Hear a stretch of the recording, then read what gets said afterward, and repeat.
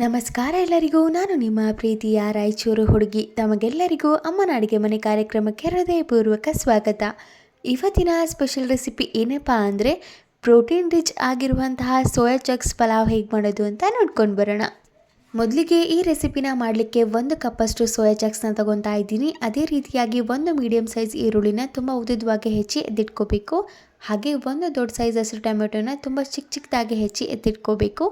ಹಾಗೆ ಸ್ವಲ್ಪ ಕರಿಬೇವು ಸಹ ತೊಗೊತಾ ಇದ್ದೀನಿ. ಮತ್ತೊಂದು ಕಡೆ ಇದೇ ಹಂತದಲ್ಲಿ ಒಂದು ಕುಕ್ಕರ್ ಕೂಡ ಕಾಯಲಿಕ್ಕೆ ಇಟ್ಟಿದ್ದೆ. ಕುಕ್ಕರ್ ಇನ್ನೇನು ಕಾದಾಗಿದೆ ಅಂದಮೇಲೆ ಅದಕ್ಕೆ 2ರಿಂದ 3 ಟೇಬಲ್ ಸ್ಪೂನಷ್ಟು ಎಣ್ಣೆನ ಹಾಕ್ಕೋಬೇಕು. ಎಣ್ಣೆ ಇನ್ನೇನು ಕಾದಾಗಿದೆ ಅಂದಮೇಲೆ ಅರ್ಧ ಟೇಬಲ್ ಸ್ಪೂನ್ ಜೀರಿಗೆ, ಅರ್ಧ ಟೇಬಲ್ ಸ್ಪೂನ್ ಸಾಸಿವೆನ ಹಾಕ್ಕೋಬೇಕು.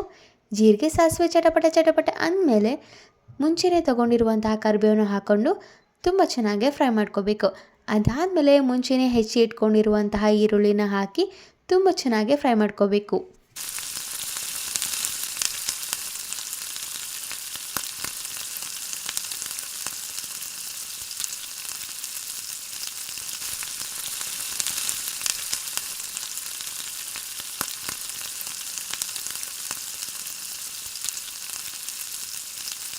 ನೋಡಿ, ಆಲ್ರೆಡಿ ಈರುಳ್ಳಿ ಎಲ್ಲ ತುಂಬ ಚೆನ್ನಾಗಿ ಫ್ರೈ ಆಗಿದೆ. ಇದೇ ಹಂತದಲ್ಲಿ 1 ಟೇಬಲ್ ಸ್ಪೂನಷ್ಟು ಶುಂಠಿ ಬೆಳ್ಳುಳ್ಳಿ ಪೇಸ್ಟ್ನ ಹಾಕ್ಕೊಂಡು ಅದು ಸಂಪೂರ್ಣವಾಗಿ ಹಸಿ ವಾಸನೆ ಹೋಗೋವರೆಗೂ ಹುರ್ಕೋಬೇಕು. ನೋಡಿ, ಆಲ್ರೆಡಿ ಎಷ್ಟು ಚೆನ್ನಾಗಿ ಫ್ರೈ ಆಗ್ತಿದೆ ಅಂತ. ನೀವು ಈರುಳ್ಳಿನ ಇಷ್ಟೊಂದು ಬಾಡಿಸ್ಕೋಬೋದು ಅಥವಾ ಸ್ವಲ್ಪ ಕಡಿಮೆ ಕೂಡ ಬಾಡಿಸ್ಕೋಬೋದು.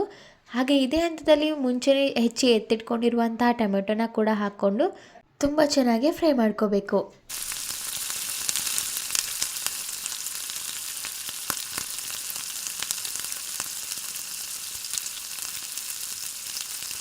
ಟೊಮೆಟೊ ಇನ್ನೇನು ಫ್ರೈ ಆಗಿದೆ ಅನ್ನುವಾಗ ಮುಂಚೆನೇ ತೊಗೊಂಡಿರುವಂತಹ 1 ಕಪ್ಪಷ್ಟು ಸೋಯಾ ಚಂಕ್ಸ್ನ ಇದೇ ಹಂತದಲ್ಲಿ ಹಾಕಿ ತುಂಬ ಚೆನ್ನಾಗಿ ಕಲಿಸ್ಕೋಬೇಕು. ಅದಾದಮೇಲೆ ಇದೇ ಹಂತದಲ್ಲಿ ರುಚಿಗೆ ತಕ್ಕಷ್ಟು ಉಪ್ಪನ್ನ ಕೂಡ ಹಾಕ್ತಾ ಇದ್ದೀನಿ. ಹಾಗೆ 1 ಟೇಬಲ್ ಸ್ಪೂನಷ್ಟು ಅರಿಶಿಣ ಪುಡಿ ಅಥವಾ ಅರ್ಧ ಟೇಬಲ್ ಸ್ಪೂನಷ್ಟಾದರೂ ಹಾಕ್ಕೋಬೋದು.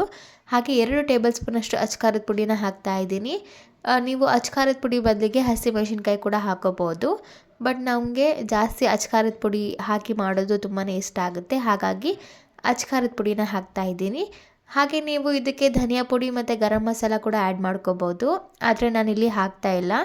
ಹಾಗೆ ನೋಡಿ, ಮುಂಚೆನೇ ನಾನು 2 ಕಪ್ಪಷ್ಟು ಅಕ್ಕಿನ 2 ಟೀ ಲೋಟದಷ್ಟು ಅಕ್ಕಿನ ತೊಳೆದು ಎತ್ತಿಟ್ಕೊಂಡಿದ್ದೆ. ಇಲ್ಲಿ ನಾನು ಸೋನಾ ಮಸೂರಿ ಅಕ್ಕಿಯನ್ನು ಬಳಸ್ತಾ ಇದ್ದೀನಿ. ನೀವು ಬಾಸ್ಮತಿ ಕೂಡ ಹಾಕ್ಕೋಬೋದು. ಆ ಅಕ್ಕಿನ ಇದೇ ಹಂತದಲ್ಲಿ ಹಾಕಿ ತುಂಬ ಚೆನ್ನಾಗಿ ಕಲಿಸ್ಕೋಬೇಕು. ಅದಾದಮೇಲೆ 1 ಗ್ಲಾಸ್ ಅಕ್ಕಿಗೆ 2 ಗ್ಲಾಸ್ ನೀರು, ಹಾಗೆ ನಾನಿಲ್ಲಿ 2 ಗ್ಲಾಸ್ ಅಕ್ಕಿ ತೊಗೊತಾ ಇದ್ದೀನಿ. ಹಾಗಾಗಿ 4 ಗ್ಲಾಸ್ ನೀರನ್ನ ಹಾಕಿದ್ದೀನಿ.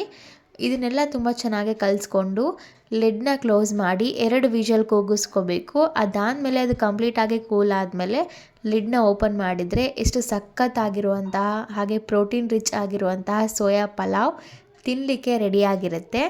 ಇದನ್ನು ನೀವು ಹೀಗೆ ತಿನ್ಬೋದು ಅಥವಾ ಮೊಸರು ಬಜ್ಜಿ ಮಾಡಿಕೊಂಡು ಕೂಡ ತಿನ್ಬೋದು. ಇದಾಗಿತ್ತು ಇವತ್ತಿನ special protein rich soya pulao. ಈ ರೆಸಿಪಿ ನಿಮಗೆಲ್ಲರಿಗೂ ತುಂಬಾ ಇಷ್ಟ ಆಗಿದ್ದರೆ ನಮ್ಮ ಯೂಟ್ಯೂಬ್ ಚಾನಲನ್ನು ಲೈಕ್ ಮಾಡಿ, ಶೇರ್ ಮಾಡಿ, ಕಮೆಂಟ್ ಮಾಡಿ. ಹಾಗೆ ಅಮ್ಮನ ಅಡುಗೆ ಮನೆ ಯೂಟ್ಯೂಬ್ ಚಾನಲನ್ನು ಸಬ್ಸ್ಕ್ರೈಬ್ ಮಾಡಿ. ಧನ್ಯವಾದಗಳು.